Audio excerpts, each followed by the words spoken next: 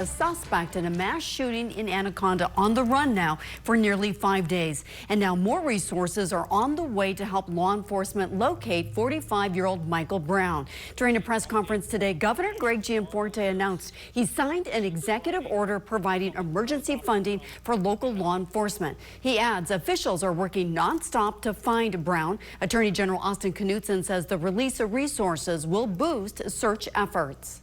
This release of assets and resources for law enforcement is going to allow us to keep this manhunt going.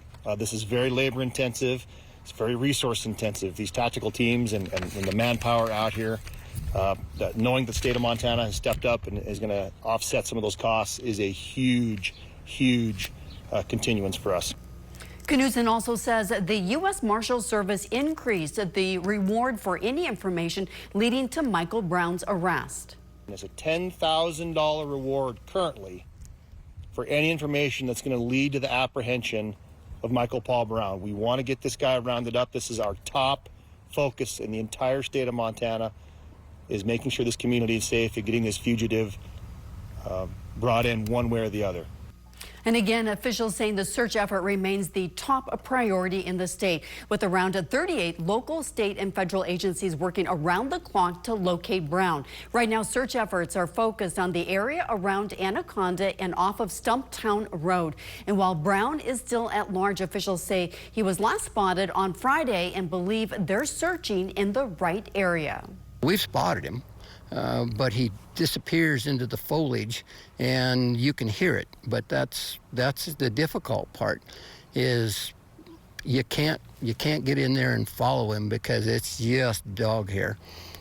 Extreme terrain, steep, but we're doing our best. We've got a large perimeter and we're doing our best. There is certainly evidence in our search area that he's present and that, you know, we're hunting in the right haystack. While officials continue the manhunt, they urge residents to stay vigilant and patient and to look out for one another.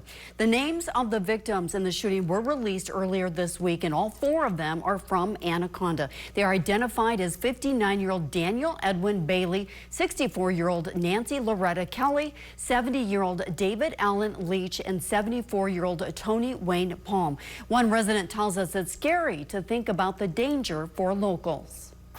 He said they're going up that mountain, and it was pretty eerie thinking that any moment right now it could be my last. So, you know, that guy could just pop out and, you know, it would be over.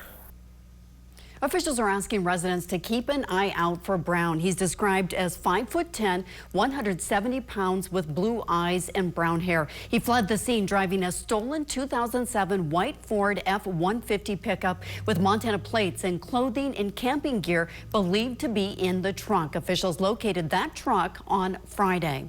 As search efforts continue, closures remain in place. Take a look at this map. Southeast of Georgetown Lake and south of Highway 1 in the East Fork of Twin Lakes Creek. Closures are also in effect east past Barker Lakes to the Garrity Mountain Wildlife Management Area. The Mount Hagen area is also closed. These closures are anticipated to last through August 17th. And anyone with information about the incident or Brown's whereabouts is asked to call the hotline number on your screen or dial 911. Meantime, Discover Anaconda announced the cancellation of this year's Smelterman's Day, slated to take place this weekend due to the ongoing search. Stay with NBC Montana on air and online for instant updates.